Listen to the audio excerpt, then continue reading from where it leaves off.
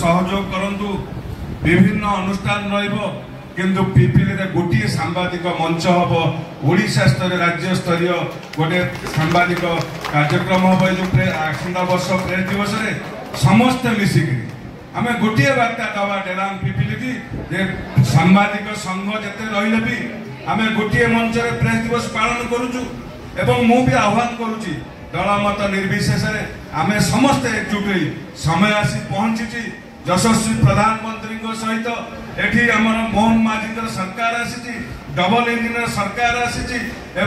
आपण एठी गणेश भाई की देखुचंदी महान व्यक्तित्व सब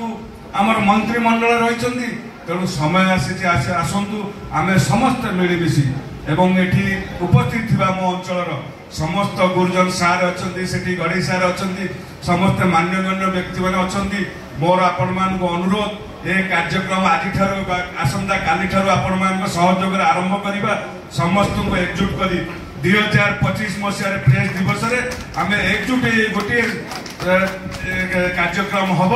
तेणु मु आपण मान समस्त को आउ थे सहयोग करने मंच में समस्त नेतृत्व मो सम्मुखें उपस्थित थी समस्त नेतृत्व को मु अनुरोध करुँची हेलांग पिपिल विकास आपण मान समस्त सहयोग कामना करी मो वाणी की विराम दौची। वंदे मातरम। भारत माता की जय।